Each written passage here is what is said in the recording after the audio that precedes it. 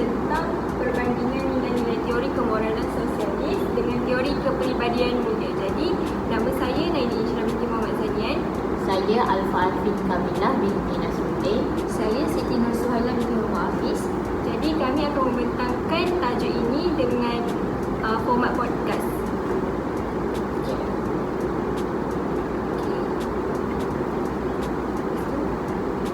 Kita akan memulakan dengan pengenalan terlebih dahulu. Jadi, pengenalan ni adalah teori kemoralan sosialis dan teori kepribadian mulia adalah dua pendekatan yang berbeza dalam memahami pembentukan moral dan etika individu. Teori kemoralan sosialis yang diasaskan oleh pemikir seperti ataupun pelopor seperti Albert Bandura menekankan bahawa tingkah laku dan nilai moral seseorang terbentuk melalui interaksi dengan persekitaran sosial, maksudnya dengan masyarakat ataupun orang sekeliling dia. Dalam konteks ni, individu belajar dari pemerhatian terhadap tingkah laku orang lain. Maksudnya macam orang ni belajar untuk bentukkan diri dia daripada tingkah laku orang lain. Maksudnya daripada persekitaran dia. Sebaliknya ataupun manakala teori kepribadian mulia ni pula menekankan tentang perkembangan sifat-sifat positif dalam diri individu berdasarkan kesedaran prinsip dan nilai dalaman.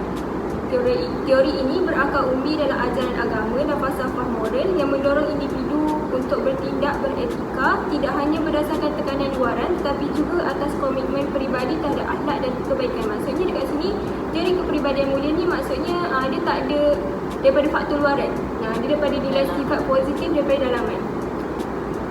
Kedua-dua teori ini penting dalam memahami bagaimana individu sesuatu itu membentuk identiti moral mereka, tetapi pendekatan dan perspektif yang berbeza ini memberikan pandangan yang lebih komprehensif mengenai proses pembelajaran dan pertumbuhan moral dalam konteks masyarakat.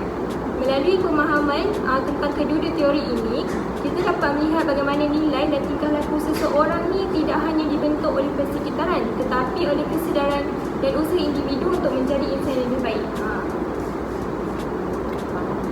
Bagi saya pula, teori kemoralan sosial ni merupakan teori yang menyatakan bahawa moraliti atau tingkah laku individu ni terbentuk melalui interaksi sosial dengan persekitaran dan norma-norma yang berlaku dalam masyarakat.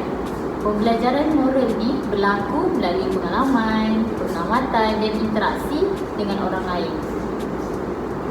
Jadi teori ini sangat berkait dengan peraturan masyarakat seperti tata hukum, tata susila, tata tertib, norma, tradisi atau kebiasaan sesebuah masyarakat. Jadi nilai yang pentingkan masyarakat bukan individu untuk mencapai sebuah matlamat. Sebagai contoh, peraturan masyarakat berkaitan konsep atau nilai berdikari, hormat menghormati, kasih sayang, jaga kebersihan, saling membantu dan semangat bermasyarakat. Tetapi nilai-nilai ini tersebut menyekat perbuatan seperti perbuatan yang jahatlah seperti curi, rasuah, bersikap tamak, ada kezaliman, semua itu dicegah.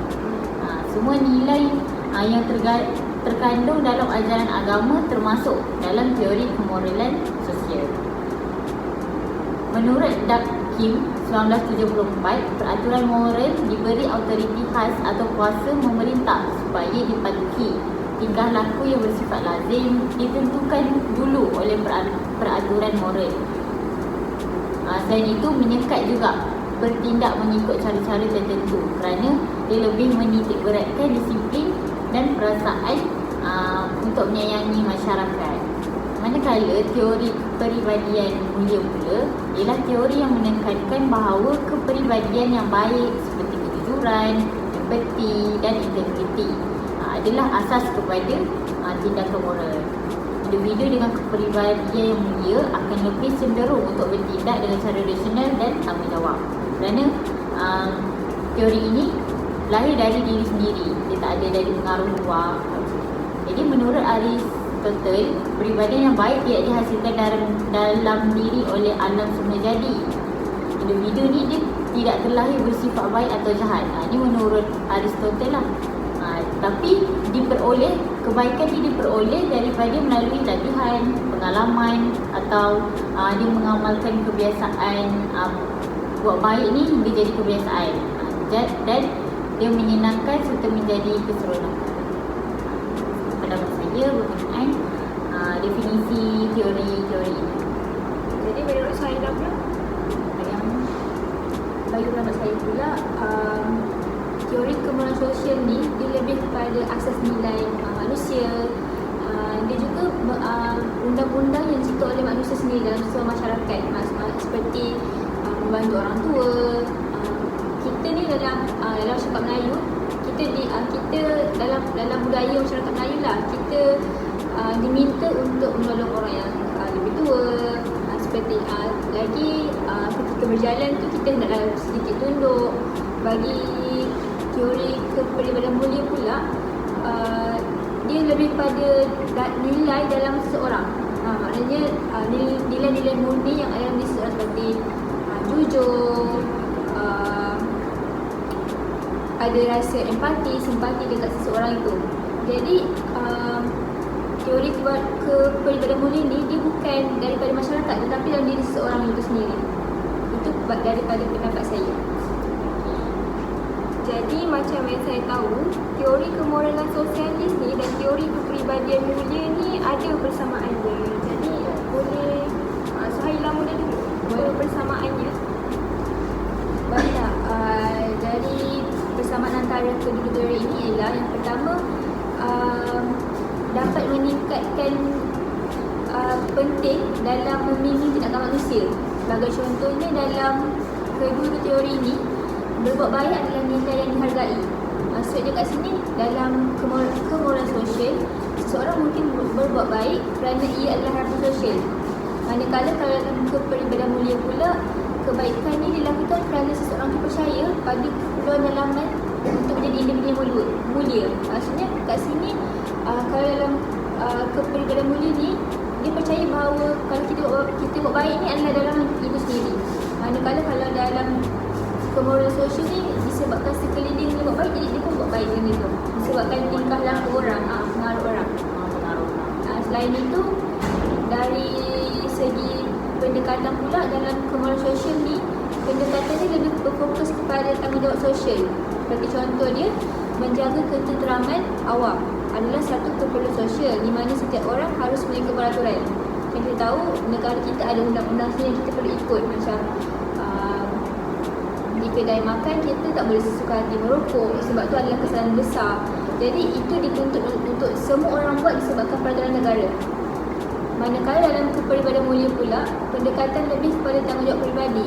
Seseorang yang mulia akan menjaga ketenteraman bukan hanya kerana kepada tekanan sosial semata-mata, tapi kerana dia merasakan bahawa tindakan yang baik adalah tanggungjawab moral pada diri sendiri. Maksudnya dekat sini, dia ada rasa tanggungjawab itu sendiri. Sebab dia rasa diri dia sendiri yang perlukan ada tanggungjawab untuk melakukan sesuatu.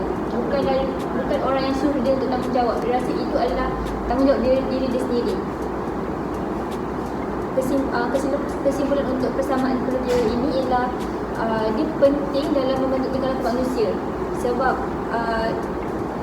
teori kemoralan sosial ni dia lebih bergantung pada masyarakat ataupun norma sosial itu sendiri. Manakala kalau teori kepribadian mulia ni menumpukan kepada sifat-sifat terpuji dalam diri individu. Walaupun cara nak capai dia tujuan dia berbeza, tapi dua-dua ni menyumbang untuk membentuk individu yang lebih baik. Maksudnya menyumbang kepada yang lebih baik. Betul. Jadi itu saja persamaan yang saya rasa persamaan antara kedua teori ini. Macam mana pula dengan Alfa? Bagi saya, kedua-dua teori ini mementingkan tanggungjawab sosial. Teori ini kedua-duanya menekankan tanggungjawab individu terhadap masyarakat. Teori kemoralan sosial menunjukkan cara keputusan moral individu ni boleh memberi kesan kepada masyarakat. Contoh, seorang individu ni melihat ada bencana alam seperti tsunami atau tanah runtuh yang menyebabkan ramai orang kehilangan tempat tinggal dan harta. Jadi dia memutuskan untuk mengumpulkan derma macam itu kan. Jadi dapat membantu mangsa lah. Kesannya tindakan individu ni tidak hanya memberikan bantuan kepada mangsa saja, tapi dia menginspirasi orang lain. Dia ajak orang lain untuk turut serta dalam membuat kebaikan. Untuk Ini mencipta kesedaran dalam masyarakat dan mendorong lebih ramai lagi orang untuk membantu orang lain dalam kesusahan. Kesannya masyarakat menjadi lebih peka terhadap isu-isu sosial dan lebih bersedia untuk membantu satu sama lain. Manakala teori kepribadian mulia ni menekankan pentingnya individu mempunyai kepribadian mulia untuk menyumbang kepada kesejahteraan masyarakat. Seperti yang saya kata, kedua-dua teori ini sangat mementingkan tanggungjawab sosial. Jadi contohnya yang saya boleh beri tentang teori kepribadian mulia ini ialah, contoh seseorang ni memutuskan untuk amalkan pengurangan penggunaan plastik dalam hidup dia, dan dia boleh mempromosikan amalan yang dia buat sehari-hari ni kepada rakan-rakan dia, keluarga dia. Jadi dia akan mengajak dan memberitahu apa kesan buruk jika kita tidak mengamalkan pengurangan plastik dalam kehidupan. Jadi kesan kepada masyarakat, tindakan ini dapat menggalakkan perubahan tingkah laku di kalangan orang lain. Selain itu, meningkatkan kesedaran tentang isu-isu alam sekitar. Jadi jika lebih ramai individu membuat keputusan untuk hidup secara lebih lestari, dapatlah mengurangkan pencemaran dan memelihara alam sekitar ni, dan memberi manfaat juga kepada generasi akan datang. Itu saja persamaan yang saya berikan. Jadi pada pendapat saya, persamaan dia teori kemoralan sosialis ni dengan teori kepribadian mulia ni berkongsi matlamat utama lah untuk melahirkan individu yang berakhlak mulia dan beretika tinggi. Dalam teori ini menekankan bahawa tingkah laku manusia perlu dibentuk untuk memastikan mereka dapat berfungsi dengan baik dalam masyarakat. Selain itu, dua-duanya mengiktiraf peranan penting dalam masyarakat dan persekitaran dalam proses pembentukan moral. Jadi contohlah, dalam pendidikan, teori kemoralan sosialis ini diaplikasikan melalui pujian, ganjaran dan hukuman bagi menggalakkan tingkah laku positif. Contohnya, pelajar yang bekerjasama dalam kerja kumpulan diberikan pujian oleh guru, manakala amaran diberikan kepada pelajar yang melanggar peraturan sekolah. Tapi teori kepribadian mulia pula diterapkan melalui pendidikan akhlak dan pengajaran agama, di mana guru menekankan nilai seperti kejujuran dan kesabaran. Maksudnya kepribadian mulia ni macam dia ajar untuk daripada sifat dalaman, macam yang Suhaila kata tadi lah, kejujuran apa semua. Tapi teori kemoralan sosialis ni daripada persekitaran dia. Persekitaran dia contoh, cikgu bagi dia ganjaran, jadi dia lebih bersemangat nak buat benda tu balik. Maksudnya dia daripada segi luaran. Lepas tu, kedua-dua teori ini juga mempengaruhi cara individu membuat keputusan dan bertindak dalam kehidupan seharian.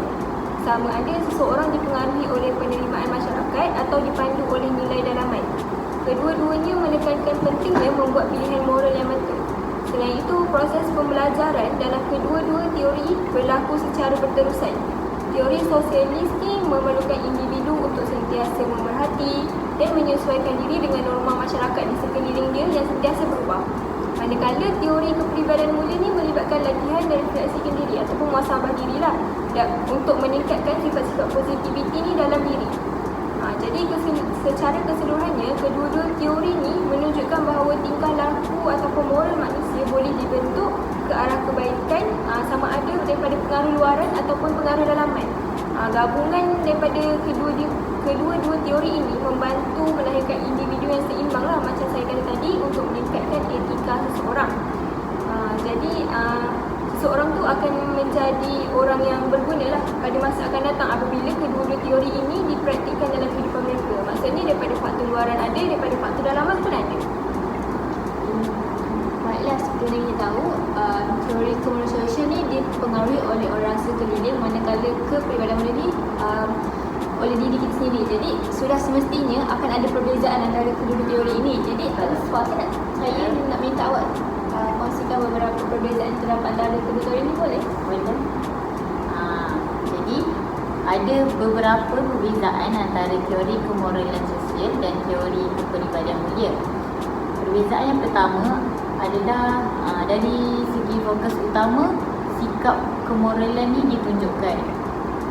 seperti teori kemoralan sosial ni difokuskan kepada untuk menyediakan pemahaman tentang cara tindakan individu dipengaruhi oleh norma masyarakat. Jadi tindakan orang luar tu akan dipengaruhi oleh seseorang. Macam mana kalau dia baik, orang pun ikut baik. Contohnya masyarakat menuntut untuk kita menghormati, contoh hormat orang tua kan, kasih sayang, menjaga kebersihan dan menghormati agama dan budaya orang lain. Jadi orang yang tidak tahu macam mana budaya tu akan belajar dari masyarakat tersebut. Situasi ini akan menjadikan perayaan keagamaan contoh di Malaysia ni akan disambut dalam keadaan harmoni dan mesra. Masyarakat juga akan menolak sifat-sifat jahat seperti mencuri dan menzalimi. Manakala teori kepribadian mulia memfokuskan pembentukan watak dan moral individu. Dia fokus kepada macam mana nak tingkatkan kemoralan dalam diri sendiri. Jadi sebagai satu proses yang mendalam. Teori ini merujuk kepada ciri-ciri individu yang dianggap sebagai kepribadian baik seperti kebijaksanaan, kejujuran dan empati. Contohnya ialah sifat-sifat terpuji dan peribadi yang baik. Dia akan menyumbang kepada diri dengan sifat-sifat rajin. Contohnya dia rajin, sifat rajin ni akan membawa kepada peningkatan kejayaan dan kecemerlangan dalam hidup. Akhir sekali, sifat semula jadi manusia ni memang mempunyai kecenderungan untuk menjadi orang baik. Itu adalah pemberitaan yang saya berikan. Macam mana pula dari pandangan Insyirah? Jadi dari pandangan saya, teori kemoralan sosialis ni dan teori kepribadian mulia mempunyai perbezaan yang sangat ketara dalam pendekatan dan asas pemikirannya. Teori kemoralan sosialis ni berfokus kepada bagaimana individu ni membentuk nilai dan tingkah laku melalui interaksi sosial dengan persekitaran mereka. Maksud saya kata adalah dia kemoralan sosialis ni daripada faktor luaran. Daripada faktor luaran mereka. Jadi ia menekankan pembelajaran melalui pemerhatian dan peniruan di mana individu dipengaruhi oleh ganjaran dan hukuman dari masyarakat untuk menyesuaikan diri dengan norma yang ada. Sebaliknya, teori kepribadian mulia ini lebih memberi tumpuan kepada perkembangan sifat-sifat positif dari dalam diri individu. Ia menekankan kepentingan kesedaran dan komitmen terhadap nilai moral yang tinggi tanpa mengira penerimaan sosial. Maksudnya dia tak fikirlah faktor luaran tu, dia daripada dalaman diri dia saja ataupun sifat-sifat positif yang ada dalam diri dia dan dia telah diterapkan dah daripada kecil. Jadi dalam konteks aplikasi, teori kemoralan sosialis ni sering diterapkan dalam pendidikan melalui sistem ganjaran dan hukuman untuk menggalakkan tingkah laku yang diingini, manakala kepribadian mulia ni lebih menekankan pendidikan akhlak dan pengajaran nilai positif yang cenderung membuat penilaian sendiri.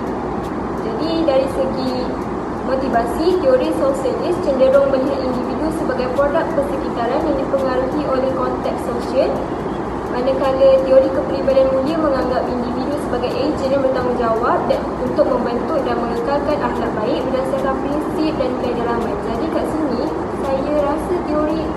saya berpendapat teori kemoralan sosialis ni memang daripada faktor luaran. Maksudnya macam kalau guru tu bagi seseorang pelajar tu ganjaran, dia akan lagi bersemangat. Jadi faktor luaran dia lah yang membentuk diri dia untuk jadi lebih bersemangat, lebih rajin belajar. Untuk teori kepribadian mulia ni maksudnya macam contoh ibu bapa dia dah terapkan untuk belajar waktu malam dan dia sebagai ejen atau sebagai seorang individu yang untuk mengekalkan untuk belajar malam sampai bila-bila macam tu. Dia bertanggungjawab lah atas diri dia untuk belajar malam setiap hari. Jadi perbezaan ini mencerminkan dua perspektif yang berbeza tentang bagaimana moraliti dan tingkah laku individu dibentuk sama ada melalui pengaruh luaran dan norma sosial atau melalui usaha dan kesedaran pribadi yang mendalam. Kedua-duanya penting dalam konteks pendidikan dan pengembangan individu, tetapi pendekatannya memberikan penekanan yang berbeza terhadap peranan masyarakat dan kepribadian dalam pembentukan moral. Tapi bagi saya macam teori kemoralan sosialis ni apabila faktor luaran dia memberi kesan yang negatif kepada diri dia, dia akan membentuk kepada individu yang negatif. Tapi kalau teori kepribadian mulia ni pula, kalau dia macam tak bertanggungjawab untuk meneruskan apa yang dilakukan juga, dia akan membentuk nilai yang negatif juga. Jadi faktor luaran penting, faktor dalaman pun penting. Jadi bagaimana dengan Suhaila? Nampak perbezaan. Baiklah, menurut saya terdapat 3 perbezaan. Yang pertama dari segi asas nilai, yang kedua dari segi sumber nilai, dan ketiga dari segi tujuan moral itu sendiri. Baik, yang pertama kan saya katakan dari segi asas nilai kan. Yang pertama dalam teori kemoralan sosial ni, nilai-nilai yang diperlukan ni oleh masyarakat itu sendiri. Sebagai contohnya, dalam masyarakat kita perlu membantu orang tua atau mematuhi undang-undang adalah dianggap bermoral kerana itu adalah norma yang kita terima. Maksudnya kat sini kita buat tu disebabkan masyarakat sendiri suruh buat. Bagi teori kepribadian mulia pula lebih menekankan pada nilai-nilai dalam seseorang. Macam Ijra katalah dalam seseorang. Sebagai contoh, seseorang itu mungkin membantu orang tua bukan kerana tekanan sosial, tetapi secara peribadinya dipercaya bahawa ada rasa tanggungjawab untuk membantu seseorang itu. Tindakan ni dibuat bukan atas dorongan dalaman, tetapi disebabkan itu norma sosial dalam masyarakat. Baiklah, yang kedua pula ialah dari segi sumber nilai. Dalam kemoralan sosial, nilai ni datang daripada peraturan luar seperti undang-undang, adat resam dan budaya. Contohnya, kita tak mencuri sebabkan masyarakat kata mencuri itu salah. Jadi dia tak buatlah benda sebabkan itu tanggungjawab sosial. Sebabkan dia takut masyarakat verdict dia ke, jadi dia tak buatlah benda itu sebabkan masyarakat sendiri yang kata itu salah. Dalam kepribadian mulia pula, sumber nilai adalah datang daripada diri individu. Seseorang yang memiliki kepribadian mulia ni mungkin tidak mencuri bukan kerana takut dengan undang-undang, tapi disebabkan dia percaya bahawa jujur tu penting dalam hidup dia. Disebabkan nilai dia sendiri, nilai yang ada dalam diri dia sendiri. Yang ketiga pula ialah dari segi tujuan moral. Kemoralan sosial ni bertujuan untuk menjaga keharmonian dan kesejahteraan rakyat, kesejahteraan masyarakat. Sebagai contohnya, menjaga kebersihan awam adalah tindakan yang penting untuk memastikan persekitaran kita selamat dan sihat untuk semua orang. Seperti kita tahu ada landas awam, jadi kita pun dituntut untuk menjaga kebersihan sesama sebab kita berkongsi sebab ramai-ramai kan. Sebaliknya, untuk teori kepribadian mulia ni lebih menekankan kepada pembangunan moral individu. Seseorang yang berkepribadian mulia akan menjaga kebersihan bukan hanya kerana peraturan, tapi dia percaya bahawa menjaga kebersihan tu adalah sebagai disiplin. Kan seseorang tu kan memang kita sedangkan dalam Al-Quran pun meminta kita untuk menjaga kebersihan kan. Jadi dia percaya bahawa benda tu sangat penting dalam hidup dia. Jadi jelaslah kat sini bahawa kemoralan sosial ni dipengaruhi oleh persekitaran dia sendiri. Manakala kepribadian mulia ni dalam diri dia sendiri. Dia yang perlu buat tu atas diri dia, bukan kerana orang lain. Itu pada pendapat saya lah.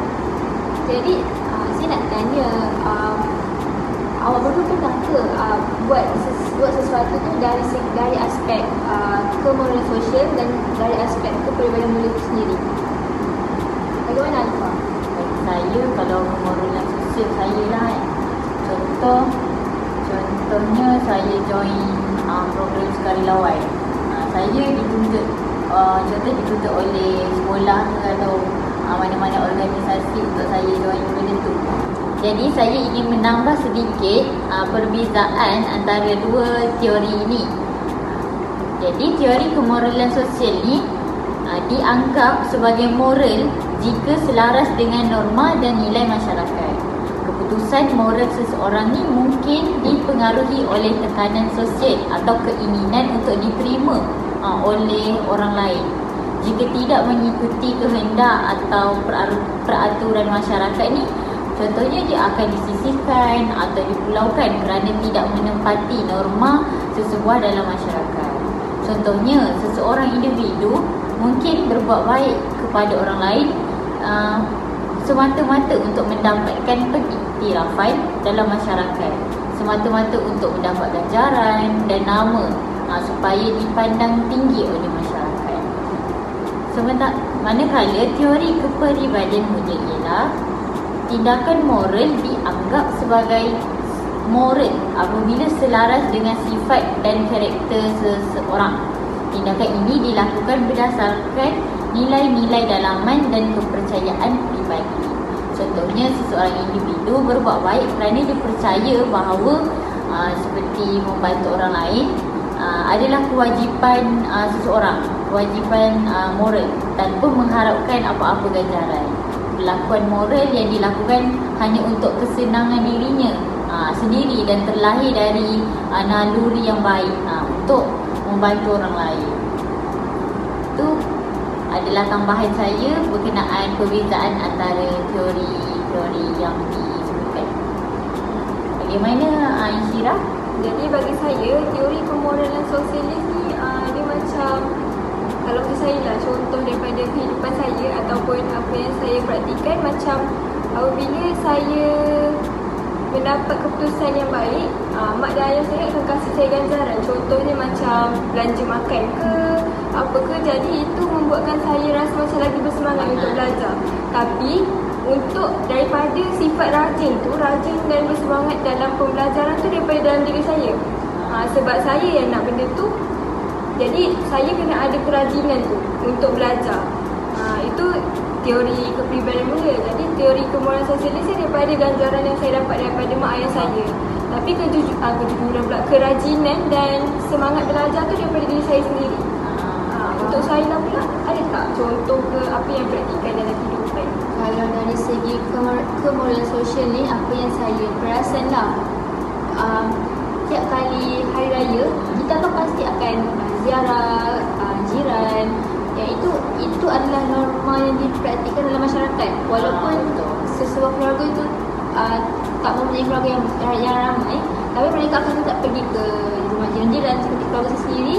Bila kami berada di kampung, kami akan pergi juga rumah jiran-jiran yang kami kenal, sebabkan itu adalah norma yang kami praktikkan sejak pada kecil lagi. Jadi bila kita dah besar ni, kita akan ikut je, serta masyarakat pun akan buat benda yang sama. Jadi itulah apa yang saya rasa kalau dalam teori kemoralan sosial. Kalau dari kepribadian mulia pula, saya rasa antara dalam apa yang diterangkan tadi lah, saya rasa saya mengangkat nilai untuk membantu seseorang. Sebab saya rasa saya tolong orang ni bukannya disebabkan saya lihat orang menolong, saya menolong, tak. Disebabkan saya rasa dia dari diri saya rasa kesian dekat orang tersebut lah. Baik, faham.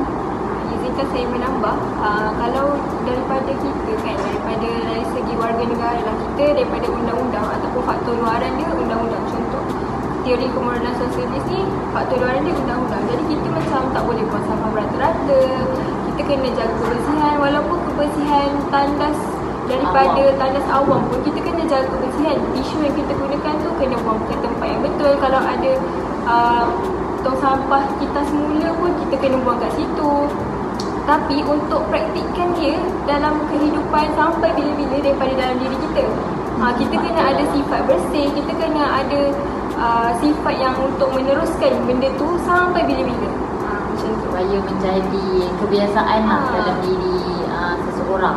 Bukan tu je, kita boleh jadi seseorang yang beretika tinggi lah. Macam orang lain pun, kita boleh jadi faktor luaran orang lain juga. Macam orang lain yang bila nampak kita selalu buang sampah di tempat yang betul, orang lain pun akan ikut kita. Jadi kita pun boleh menjadi faktor luaran untuk orang lain juga.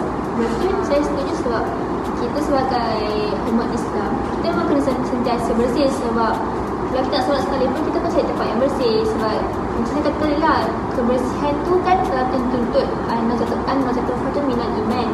Jadi kebersihan tu salah satu daripada iman. Jadi memang kita kena adalah sifat tu dalam diri kita, bukan kerana masyarakat yang suruh, tapi diri kita tu sendiri. Selain itu, izinkan saya tambah, contoh seperti izinkan saya tambah contoh faktor untuk orang amalkan peribadi mulia ni, antaranya boleh didorong oleh ibu bapa, sekolah atau persekitaran yang baik. Contoh kalau persekitaran dia yang suka membuang sampah berata-rata, seseorang pun akan ikut perkara tersebut. Dia akan membuang suka hati tanpa rasa bersalah. Contoh faktor ibu bapa juga sangat memainkan peranan penting. Contohnya seperti dia meminta anak-anak mereka untuk belajar bersungguh-sungguh.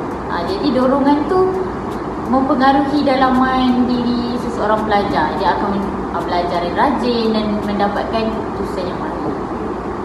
Jadi dalam konteks pendidikan juga, teori kepribadian mulia dan teori sosialis ni, pemoralan sosialis ni sangat penting untuk dipraktikkan lah. Kita sebagai cikgu, kita kena praktikkan dua teori ni. Macam contohnya kita boleh kasih gula-gula ke, ataupun paling simple sekali kita boleh kasih pujian.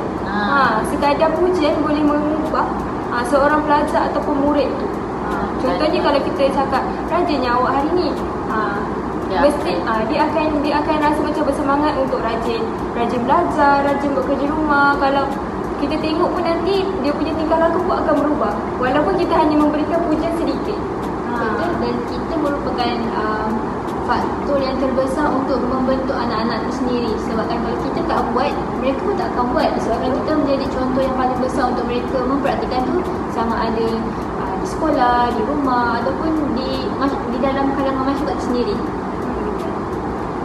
Jadi sebagai seorang guru perlulah tunjukkan contoh yang baik. Jangan kita contoh datang kelas dengan muka yang masam, marah-marah kan kepada murid-murid. Sebab murid ni akan mencontohi sifat-sifat kita. Contoh kita tolong pelajar untuk untuk memahamkan sebuah pelajaran. Jadi dia akan rasa buat benda yang sama, dia akan ajar kawan dia juga. Macam itu contohnya. Bukan tu je, kalau kerajinan kita ni boleh nampak daripada PDP kita, apa yang kita buat, bahan bantu mengajar. Apabila kita mengajar anak murid kita, dia boleh nampak kerajinan kita. Dia macam, oh bersungguhnya cikgu aku nak ajar aku, jadi dia akan lagi bersemangat lah untuk belajar. Kita buat BBM yang cantik-cantik, kita buat BBM untuk mereka akan perasan benda tu. Jadi kita pun merupakan faktor luaran lah daripada mereka. Lagi satu, kita kalau masuk kelas, kita kena ceria macam Alfa cakap tadi. Jangan cakap bahasa-bahasa kasar, cakap lembut-lembut. Kalau ada masalah pun kita kena mendengar masalah dia dulu. Supaya kita ni tak adalah memberikan faktor yang macam sifat negatif untuk belajar. Betul. Saya setuju dengan apa yang dikatakan oleh Alfa dan Isyari tadi. Maka itu sahaja perbincangan kita pada hari ini berkenaan perbandingan dengan teori kemoralan sosial dengan teori kepribadian mulia. Jadi itu sahaja dari kami. Jumpa lagi. Bye-bye. Terima kasih.